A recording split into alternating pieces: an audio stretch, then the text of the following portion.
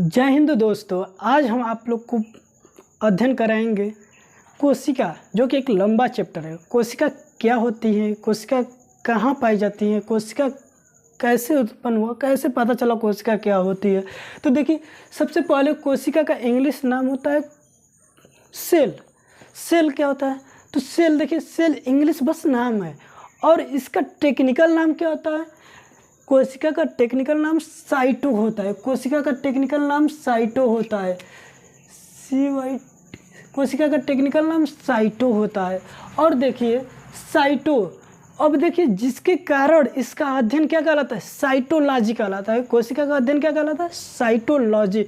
तो साइटोलॉजी के अंतर्गत किसका अध्ययन होता है? तो हम क्या बताते हैं? कोशिका का, या कोशिका का अध्ययन किसके अंतर्गत होता है? तो साइटोलॉजी के अंतर्गत। ठीक है। अब देखिए कोशिका की खोज कौन किए थे? तो कोशिका की खोज रॉबर्ट हुक ने की थी। इन्होंने मृत कोशिका की खोज की थी, जो कि कार्क में पाया जाता है। कार्क का सरल सूक्ष्मदर्शी द्वारा निरीक्षण किए तो इनको क्या मिला? इन्होंने मधुमक्खी नुमा संरचना देखे थे। और देखिए जिस कारण सबसे पहले कोशिका की खोज रॉबर्ट हुक ने किए थे। सबसे पहले कोशिका खोज रॉबर्ट हुक ने किए, जिनके कारण इनको कोशिका जगत के जनक भी कहा जाता है। कोशिका का क्या जनक कौन है? तो रॉबर्ट हुक कहा जाता है। उसके बाद आए दो वैज्ञानिक, लेवेन और हाक ने। इन्होंने जीवित कोशिका की खोज की थी सन 1772 में, और मृत कोशिका की खोज रॉबर्ट हुक ने 1665 ईस्वी में की थी। मृत कोशिका की खोज रॉबर्ट हुक ने कब की थी? 1665 ईस्वी में। अब देखिए कोशिका किसे कहते हैं? तो कोशिका अब देखिए कोशिका किसे कहते हैं? तो शरीर की सूक्ष्मतम इकाई को कोशिका कहते हैं।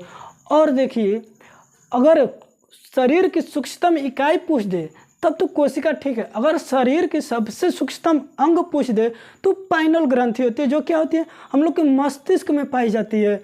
ठीक है। अब देखिए कोशिका का सिद्धांत कौन दिए थे? तो कोशिका का सिद्धांत दो वैज्ञानिक स्लाइडन और स्वान ने दी थी। इन्होंने 1838 से 39 के बीच में कहीं दिए थे।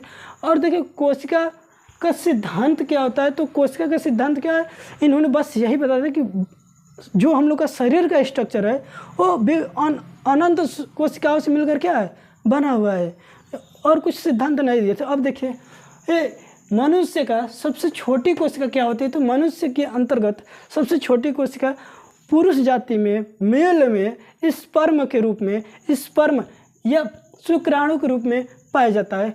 और मनुष्य के अंतर्गत सबसे बड़ा शुक्राणु सबसे बड़ा कोशिका क्या होती है? तो मनुष्य में सबसे बड़ा कोशिका स्त्री यानी फीमेल में अंडाणु के नाम से पाया जाता है। अब देखिए सबसे लंबी कोशिका क्या होती है? तो सबसे लंबी कोशिका होती है न्यूरॉन, जो कि कहाँ पाई जाती है? सबसे लंबी कोशिका न्यूरॉन, जो हम लोग के एकदम माइंड, दिमाग होता है ना, दिमाग